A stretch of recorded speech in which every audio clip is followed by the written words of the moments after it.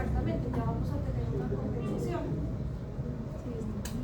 Necesitaríamos mínimo 16 y bueno, ya tenemos 22. Igual la reserva sigue siendo bajita, ¿no? Para lo esperado. En la facilidad de acomodación, bueno, ya vimos que se nos va a disminuir la capacidad de activar y lo mismo en la acomodación relativa positiva. Esta pues también se redujo, pero pues el paciente continúa en exoforia. Por lo tanto, pues digamos que podríamos dejarlo así o pues podemos trabajar un poco con terapia.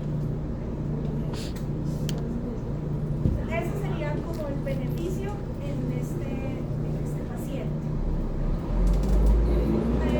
Para las interconexiones negativas, idealmente se trabajan en niños pequeños, porque en otros pacientes, a pesar de que tengan buena acomodación, el paciente puede desarrollar sintomatología por la demanda de acomodación. Hay que tenerlo en cuenta. Todo el caso de una paciente que era miope, cuando le hacía corrección, yo le ponía, yo iba como en 20 y nada, 30 y digamos que lo entraba, pero hacía como eso, no hacía repetición. Entonces, bueno, lo corregí con ambos, pues con primas en ambos ojos y digamos que la neutralidad como en 20. Y cuando le puse la corrección, ya cuando le hice el tutor, le quedó como una folia de 10, 8. Esa es una paciente y ella como es miope, pues ve bien de cerca. Ella es de las otras cuando se quita la corrección va de cerca. Por lo que sí, puede, la desviación, claro, puede interferir, sí.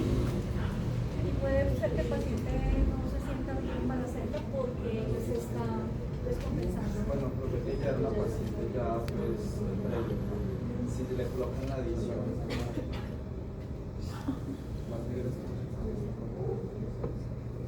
lo que pasa es que la relación acomodación-convergencia tiende a cambiar cuando inicia la aprendizaje.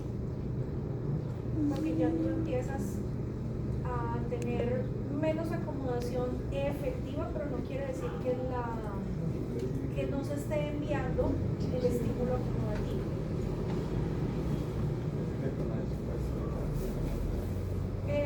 Sí, podría seguir estando equilibrado. Por ejemplo, yo he visto pacientes que cuando están comenzando la aprendizaje, tú les haces el coverte de visión cercana sin corrección y ellos tienden a ser uniformes. ¿Por qué? Porque están tratando de hacer acomodación, entonces se incrementa la convergencia.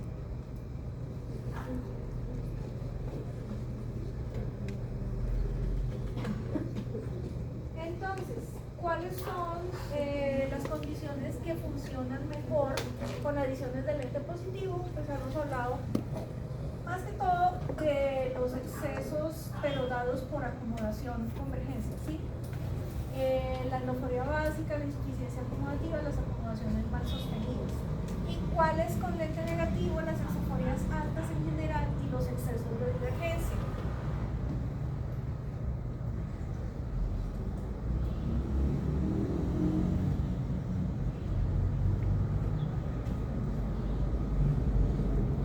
Esta es una paciente nuestra de hace varios años. La niña tuvimos que mandarle adición porque ella, precisamente cuando fijaba visión cercana, pues hacía hidrotropia a pesar de estar con la corrección de visión lejana. Entonces a ella se le prescribió una adición. Entonces continuamos con respecto a eso del manejo preliminar del paciente y tenemos que también nos podemos apoyar en los mismos. Entonces ya vimos, cuando hacemos modificaciones con lente positivo o negativo, pues cuando estamos hablando de pacientes que tienen relaciones de acomodación de emergencia que van a ayudarnos, relaciones acá normales a altas. Cuando no podemos apoyarnos tanto en eso, pues ahí vienen las opciones de los primas, aunque los primas se utilizan también para otras cosas. Vamos a hablar de prisma correctivo, de alivio, hipercorrector, inverso, los que llaman jokes o yuntas, y sectoriales o regionales.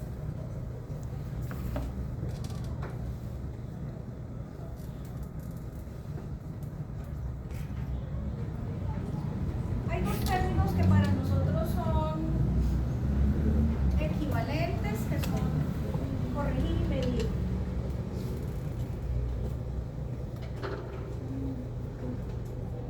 ¿Con qué mido yo una exotropia o una exoforia? Con prisma base interno, ¿sí? Y la corrijo con la misma base. Entonces, corregir y medir son equivalentes. El que puede cambiar es tratar.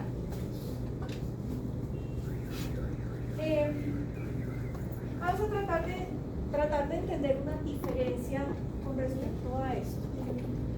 Cuando mi paciente está en entropia, cuando mi paciente se queja de diplopia, pues yo lo que más normalmente hago es corregir. Entonces en ese caso mi paciente o está en entropia o entropia intermitente. Cuando yo tengo forias puedo pensar en tratar, ¿sí? Entonces, ¿cómo trato yo una exoforia? Con prisma base externa. Sí, una exo. O sea, le obligo al paciente a que haga más convergencia para fortalecer la convergencia. Entonces, por eso les digo que es diferente esto de corregir, medir a tratar.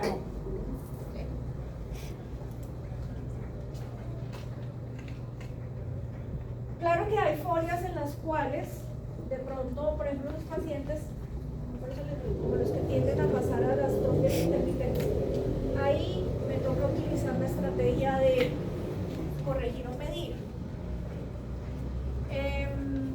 A mí me llegan con relativa frecuencia pacientes que tienen diplopia porque hicieron una parálisis o una paresia de un músculo, porque un día les dio una infección, por ejemplo, algo relativamente grave, una meningitis, una cosa neurológica, y entonces quedaron con diplopia con una desviación. Entonces yo tengo que recurrir a las correcciones prismáticas para aliviarles esa diplopia. No necesariamente el paciente tiene que corregirse con la totalidad de la desviación, ¿sí? A veces pueden colocar menores cantidades. ¿Por qué? Pues depende de qué tan severa sea la afección y también de qué remanente de reservas tenga el paciente.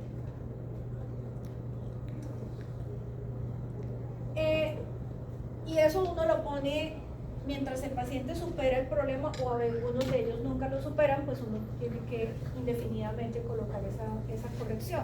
En cambio, en la de tratamiento, yo no le mando al paciente que use todo el día unas gafas que lo pongan a hacer convergencia, porque no va a soportar eso. Entonces, lo del tratamiento generalmente uno lo hace por pequeños lapsos de tiempo, como cuando el paciente viene a terapia, o de pronto algo que pueda utilizar en su casa por raticos. ¿Sí? No sé si me entienden. Hasta ahí. Bueno, alivio también viene a ser como un prisma correctivo. Entonces, alivio es como les decía yo. El paciente, por ejemplo, tiene una endotropia de 15 dioptrías, pero si yo le pongo 10, con 10 me logra visión binocular y se siente bien y todo. Entonces, ese sería, por ejemplo, un prisma de alivio. No le tengo que poner la totalidad. Los pacientes que tienen, por ejemplo, verticales, en ellos sí muchas veces me toca todo el prisma, la totalidad de la desviación, porque si yo le bajo un poquitico, el paciente ya no se siente cómodo o empieza a tener mi propia cabeza. ¿Por qué? Porque nuestra reserva vertical pues, es muy pequeña. Los prismas hipercorrectores, o sea, cuando yo pongo más de lo Se usan como para otras terapias que tienen que ver con reeducación de la fijación o reeducación de la visión binocular. Es como lo mismo los inversos. Yunta. ¿Cómo son los prismas yunta? Cuando yo pongo las bases para el mismo lado. Entonces, por ejemplo, cuando yo le pongo al ojo derecho la base temporal y al ojo izquierdo la base nasal. Eso se hace con prismas de la misma cantidad. Entonces, ¿yo qué hago con esos prismas? Desplazo la mirada. ¿Sí? Hago un desplazamiento de la mirada. No estoy ahí como tal compensando una desviación, sino en estos casos, por ejemplo, un caso en el cual se puede utilizar ese tipo de prismas es el nistagmo. Porque el nistagmo generalmente tiene posiciones de bloqueo en ligadas diferentes a la posición primaria, por ejemplo laterales. Entonces, si el paciente se le bloquea el nistagmo cuando mira un poquito para este lado, yo podría con unos prismas desplazarle la mirada hacia allá, pero entonces el paciente físicamente queda derecho.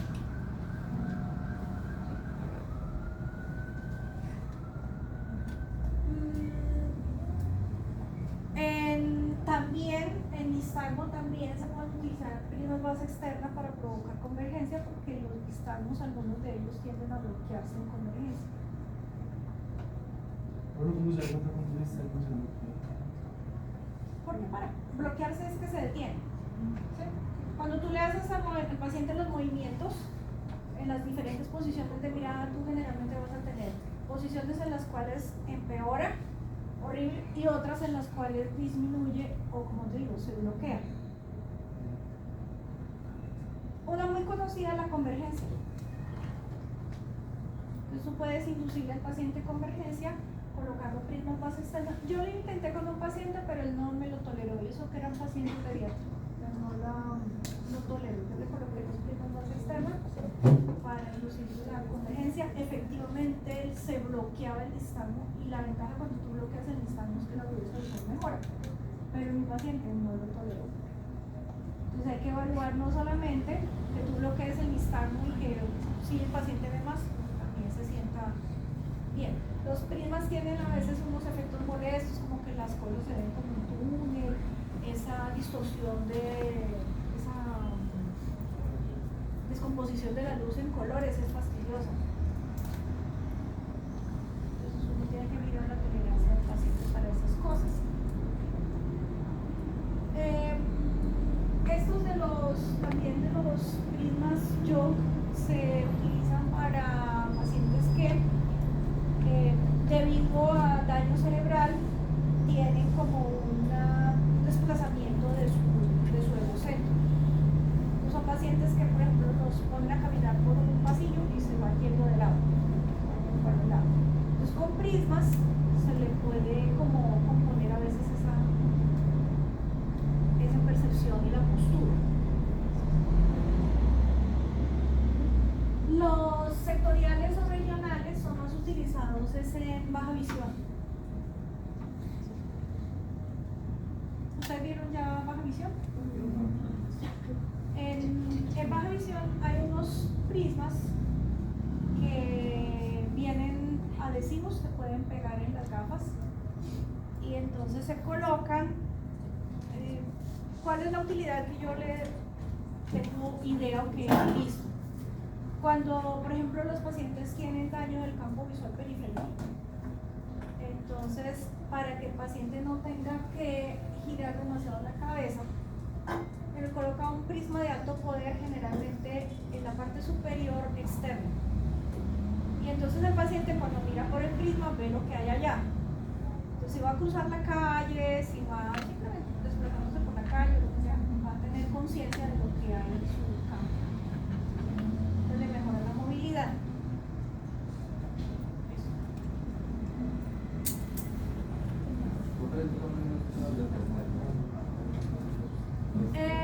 Sí, se pueden hacer con prismas de Fresnel, o hay unos que son prisma, gruesito y todo eso, pero es más chiquito y lo pegan en el lente, tiene adhesivo. Bueno.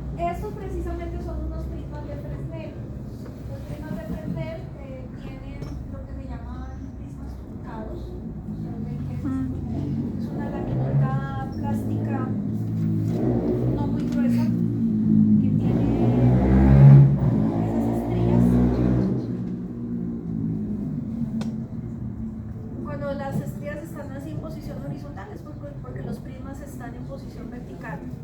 Y si uno las pone verticales es porque están horizontales. Yo tengo un paciente con prismas de Fresnel, un paciente que tiene endotropia como del 30, pero él con 24 dioptrías tiene visión sencilla. Entonces yo le tengo 12 y 12 en cada lente, un prisma de Fresnel de 12 en cada lente de las gafas. Entonces uno puede utilizar los prismas para ayuda horizontal, ayuda vertical, como apoyo cuando se está haciendo terapia ocular. Cuando, por ejemplo, no es posible hacer la terapia visual, pacientes que pueden tener diplopia, por ejemplo, por un daño cerebral, por trauma craneoencefálico, que no puede como interactuar mucho con la terapia.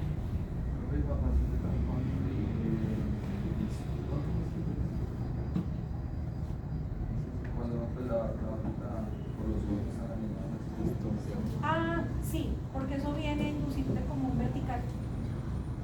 Sí, ahí también se podría utilizar los prismas. Yo básicamente lo que he utilizado en prismas son los tallados en la corrección óptica. Obviamente uno podría utilizar también los de descentrado, pero para poder obtener uno de descentrado el paciente tiene que tener fórmula alta, ¿sí? Para poder con la ley de Prentice calcular cuánto se puede descentrar. Y también los de Fresnel, los adhesivos. El de Fresnel no es que tenga pegante como tal, simplemente que como es un plastiquito, él tiene un lado liso y el otro lado es el de los prismas truncados. Entonces el lado liso se le pone una gotita de agua y ahí se pega la lente. Entonces uno lo que hace es presión para sacar cualquier burbujita de agua. Y la ventaja es que se puede recortar del tamaño y de la forma que uno quiere, se puede poner con la base que uno quiera. O sea, no pide el prisma de 20 dioptrías y lo puede poner en cualquier posición. Como todo, no es perfecto, produce algo de mala visión. O sea, claro, como es un plástico, distorsiona un poquitico la visión. Pero eso es algo que, por ejemplo, el paciente versus acuña propia lo prefiere.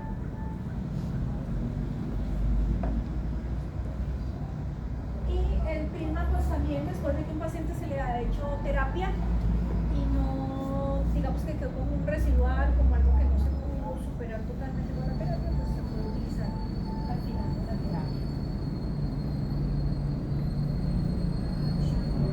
Este que ustedes ven acá es simplemente ahí lo que yo estoy haciendo es una prueba que se llama el test de adaptación prismática. Es muy frecuente hacer este test en los pacientes que van para cirugía de estrabismo. El TAP es colocarle al paciente el ángulo de desviación y evaluar principalmente dos cosas: la estabilidad de ese ángulo y que el paciente no tenga diplopia. Eso es como más o menos un predictor de cómo el paciente se va a comportar después de la cirugía de estrabismo y si se le puede corregir toda la desviación. Se usa más que todo en los pacientes que son de cirugía cosmética, porque uno no quiere que el paciente vaya a quedar con diplopia. Es como un ambulatorio que se hace. Sí, es como un ambulatorio. Entonces, por ejemplo, aquí en esta paciente ya tiene una exotropia de 65, que es lo que tiene ahí en dioptrías puestas. Yo tengo una montura Miraflex que le queda, de tamaño le queda bien a casi todos los adultos. Y entonces yo pego los prismas ahí. La prueba puede tomar más o menos una hora larga, porque uno tiene que ponerle al paciente los prismas. Muchos de ellos al comienzo pueden decir que era el doble, pero pues no es lo que uno toma desde un comienzo, sino que uno le deja al paciente un buen rato. Hay incluso en la literatura la encuentran en un término que dice que el paciente se comió los prismas, y es cuando ustedes al hacer la verificación del cover 3 con los prismas, el paciente está como si no tuviera nada, o sea, sale la verificación otra vez.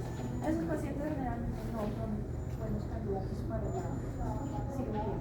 Tiene mucho que ver con que tengan correspondencia sensorial anómala.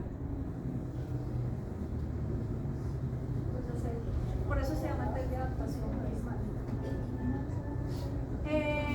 Si uno encuentra cambios en la desviación, no quiere decir que una diga no, entonces este paciente no se puede operar. Uno puede hacer el ajuste de la cantidad, colocar la nueva medida y dejar otro rato de pasa.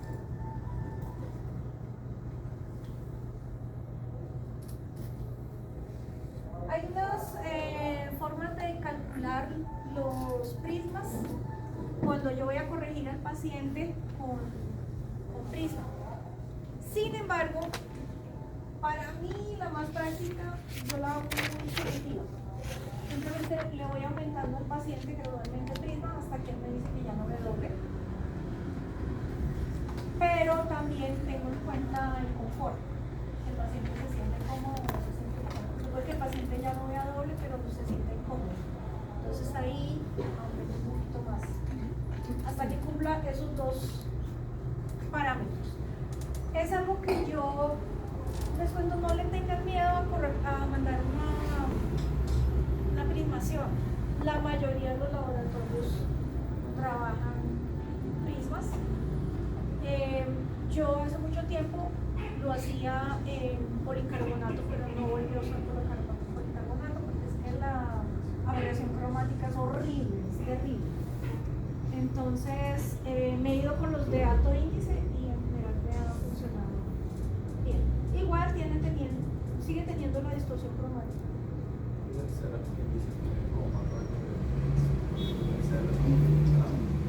No, básicamente la mayoría de los laboratorios te hacen hasta 8 dioptrías por cada ojo.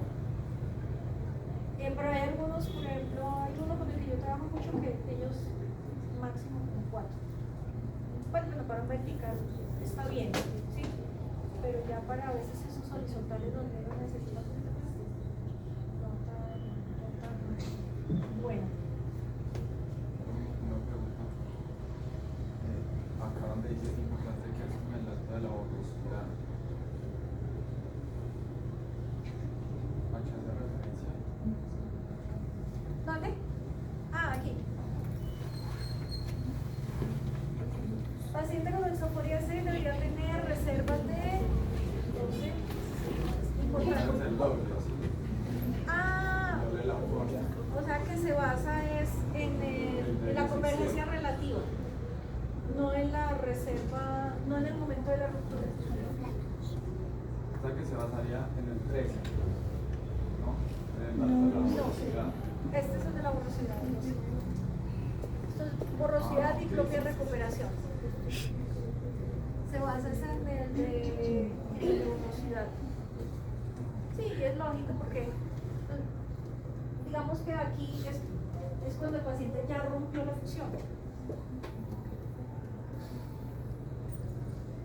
Ahí no lo conté, yo no lo contaría realmente como reservas técnicas.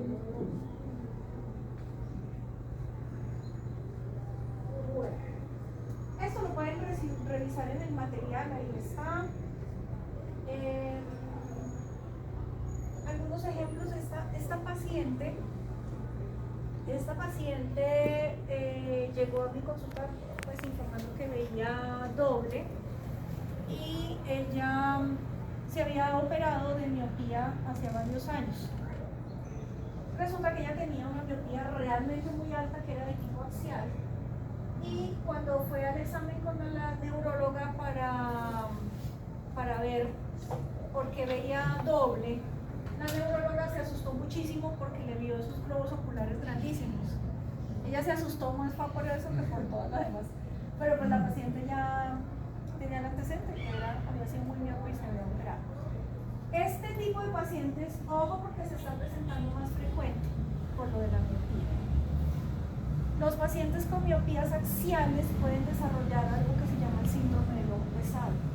No es que el ojo sea más pesado realmente, sino que el ojo, como al ser más grande, no tiene la misma movilidad en la órbita. Y entonces tiene lleguen a tomar una posición en endotropia que les genera diplopia. Esos pacientes toca prismarlos. Ellos con terapia no van a mejorar. Hay que prismarlos. Y otro fenómeno que se está presentando con las miopías altas es que el ángulo kappa, ¿cuál es el ángulo kappa? El monocular, que está formado por ¿quiénes?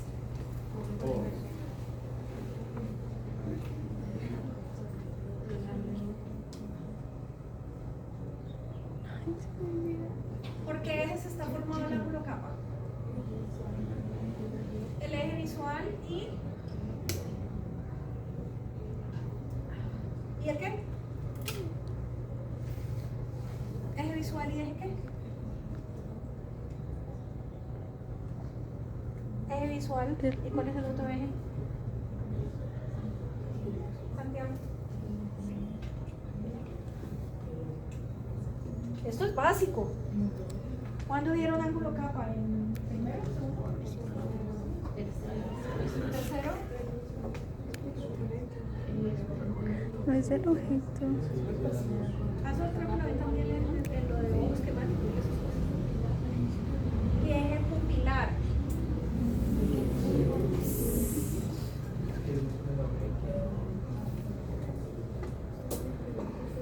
No, ya Dani. Ya probó, ya se fue. Eje pupilar. Yo lo que miro es cuando el paciente está fijando la luz, dónde se ubica el reflejo con respecto a la pupila. Así de sencillo. Resulta que ese ángulo kappa está condicionado generalmente por la longitud axial. En los pacientes pediátricos, como los niños tienen ojitos más chiquitos, el ángulo kappa es positivo, pero más marcadamente positivo que cuando uno es adulto. Cuando el ojo crece exageradamente, como en las miopías axiales, el ángulo kappa se puede ir cambiando a ángulo kappa negativo. Los pacientes se ven estrábicos y no lo son. Parece que estuvieran en endotropia, pero no lo son. ¿Sí? O sea, no necesariamente es la condición, como les decía, de que se produzca el fenómeno del ojo pesado, sino que puede ser algún aspecto cosmético. El paciente no reporta diplopia, pero la gente le dice que se le ven los ojos desviados. Una colega que estuvo hace unos años aquí presentando unas conferencias muy interesantes sobre investigaciones que han hecho sobre el estrabismo, ella comentaba ese fenómeno que se le había presentado con algunos pacientes muy miopes. Los doctores que me dicen que me veo con los ojos desviados, pero no sé qué hacer. Y resulta que era el ángulo kappa que había cambiado con base en su longitud axial. Recuerden que el ángulo kappa puede simular y puede enmascarar estrabismos. Bueno, prismas. Este fue de mis primeros pacientes que corregí con prismas. Este paciente, él estaba cerca de los 40 años. Él me reportó que cuando de vez en cuando se tomaba sus traguitos veía doble. Y de pronto un día se quedó viendo doble y ya no le pasó. Ya saben, ¿no? Entonces, trago veterano. al evaluarlo, él tenía una endotropia para lejos de, aquí tiene lo que tallaban a uno de 8 y 8, 16, él tenía una endotropia por ahí de 20 y tantos. Y con lo que le hacíamos un laboratorio en prismas, con eso era suficiente para que él dejara de verlo. Sus primeros marcos eran metálicos, ya después entonces los hacíamos en acetato, que ya disimulan más. Pero en la época era como más usado el marco metálico. Él no era presbita.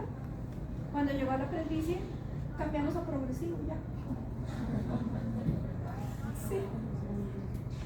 La última vez, hay un colega de nosotros que que es graduado de acá en la universidad, el doctor Jorge Herrera, que tiene el laboratorio de lentes aquí en Pereira.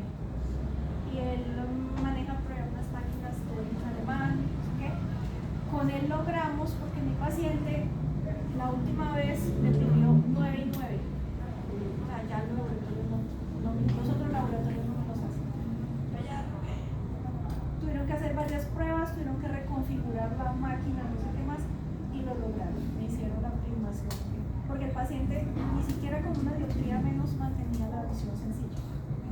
Y yo le dije, estamos críticos porque donde se descompense más, ahí sí ya con tallado ya no lo hace. Ya me tocaría pasar a prima de Fresnel.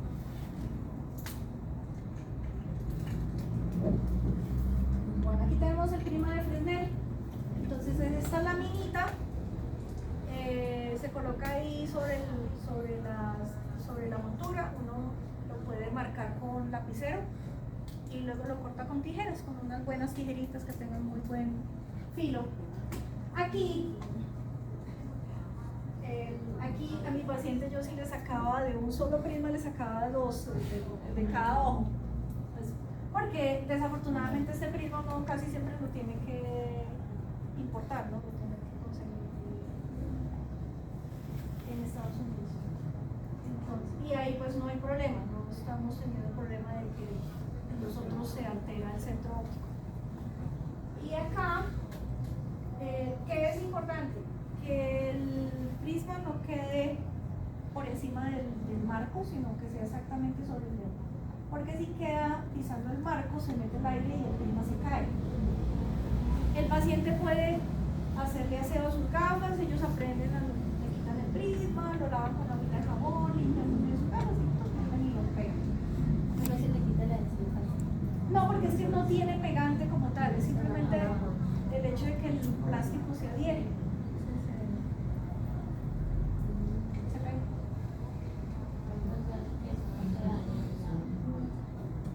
Sí, y de hecho traen fecha de vencimiento, aunque pues no es tan estricta. Pero claro, el prisma puede con el uso, puede deformarse un poquito y también puede cambiar de color, se puede como amarillar.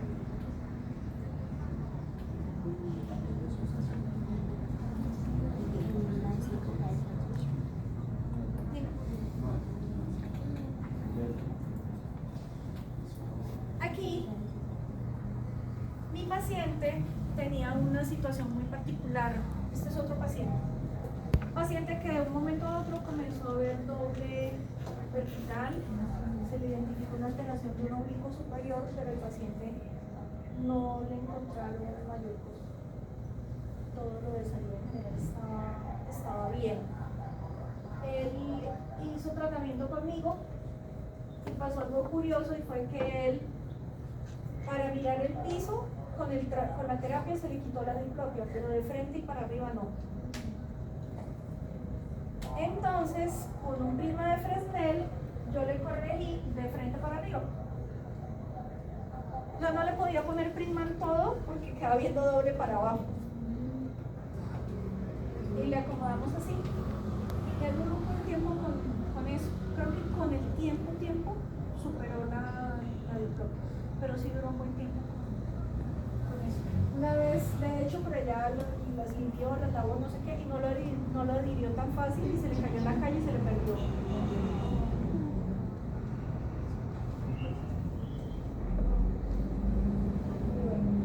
Eso es lo que les decía. Si queda pisando la montura, entonces se va a meter el aire y se cae. Aquí está pegado por dentro, pero yo siempre lo pego por fuera. Yo los pego por fuera. Los pelos por la... Obviamente eso es importante y hay que determinarlo desde el comienzo porque cambia la posición de la base del prisma. Claro.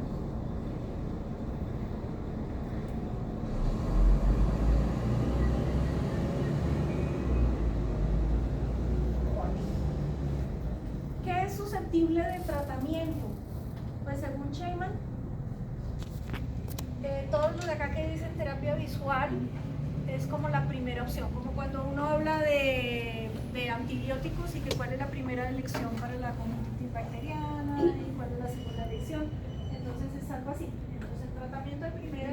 elección, cuando hay disfunciones oculomotoras, terapia visual.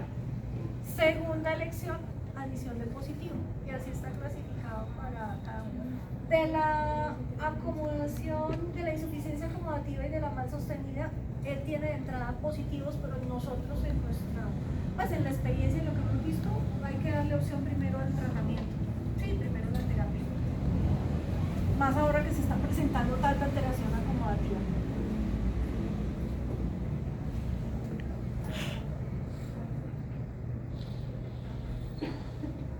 Oclusión.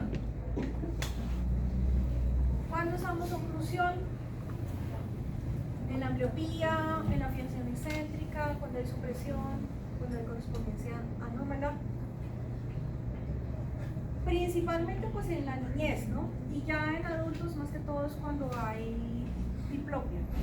Aquí, en la fijación excéntrica, pues yo les he comentado, ¿no? No es fácil de reeducar una fijación excéntrica, hay que coger al paciente muy pequeñito, ojalá que tenga menos de 3 años para tratar la fijación excéntrica.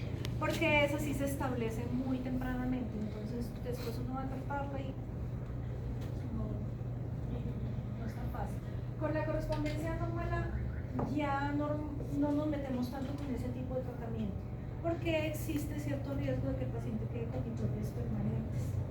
Entonces, preferimos no tocar mucho la correspondencia anómala. Y la supresión, puede que suene raro que tapar un ojo quite la supresión, pero es así. Porque cuando yo tengo una condición que me produce supresión, por ejemplo, tengo una exotropia intermitente. Cuando yo tengo mis 2 ojos abiertos y el ojo se desvía, pues mi cerebro empieza a desconectar al ojo. Pero si yo lo tapo, pues le quito esa necesidad al cerebro.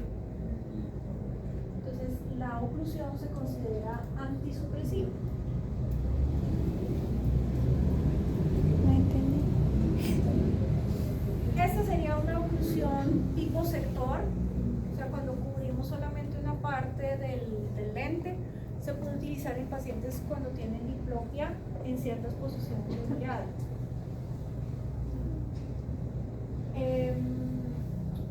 Y también hay unos sectores que se utilizan que son nasales para las endotropias.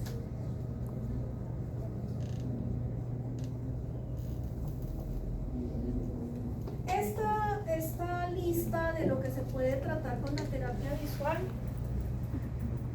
es lo básico, pero realmente eso se ha extendido, se ha ampliado mucho más.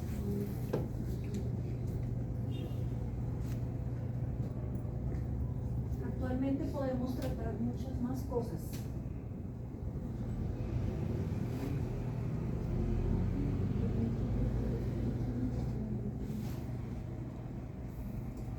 Aquí hablan de que para determinar la necesidad de una terapia visual se debe tomar desde los siguientes factores. Este primerito, o sea, yo digo que de aquí para allá la mayoría aplica, pero este primerito ya se ha revaluado mucho. Realmente uno ya no pone tanto condición. Que es que el niño muy pequeñito para terapia. Realmente ahora hay más recursos, ¿sí? Que el paciente de pronto tiene una condición psicológica, mental o cognitiva que ya tampoco eso importa tanto. O sea, tú Tiene parcial de ayer apareció una pregunta de qué tiene en cuenta cuando va a hacer terapia visual plano. Una de las respuestas decía que tener en cuenta la edad y la capacidad pero sí. hay una que sea función visual y ocular. Eso. La ciencia. Yo puse la ciencia. Donde decía reservas. Todos nos coman porque todos pusimos Inocular y O sea, como les digo, pues en la literatura esto proviene de Sheinman, en su época pues él decía eso. Pero yo sé, pues, por todo lo que he visto a través de los congresos, de las capacitaciones, de los estudios y todo eso, que eso ya se ha revaluado mucho. ¿Sí? No es un impedimento para hacer terapia visual.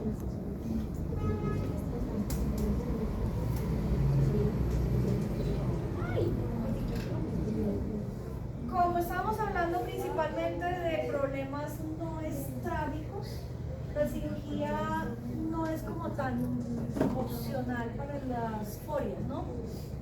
Se supone, por ejemplo, aquí hablan de forias muy altas que excedan 30 prismas. ¿Qué pasa? Que eso depende de dónde esté. Yo creo que en Estados Unidos sí te lo operan, pero acá en Colombia un oftalmólogo ve que el paciente es fórico y dice, no, eso que siga el tratamiento.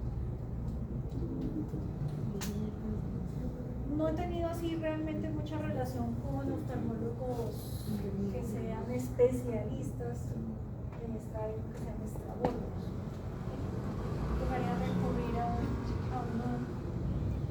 un estrabólogo. No me digas, ¿cómo se podía tomar unas fotos?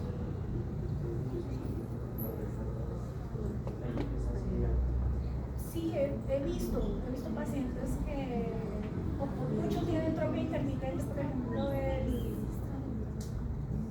yo tengo un paciente muy hipermétrope que tiene 30 sin corrección, es más, sin corrección tiene más, tiene como 50 de isotropia intermitente y con las gafas baja a isoforia del 18.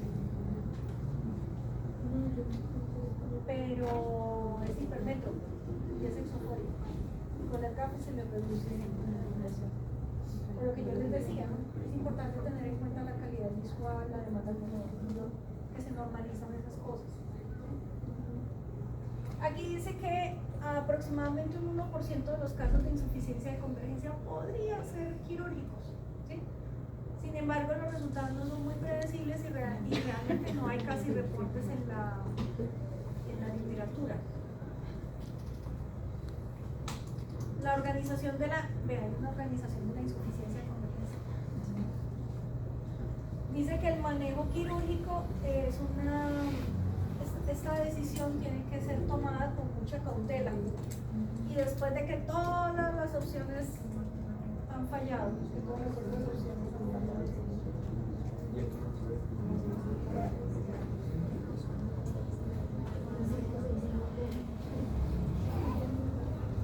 Bueno, y con esto hemos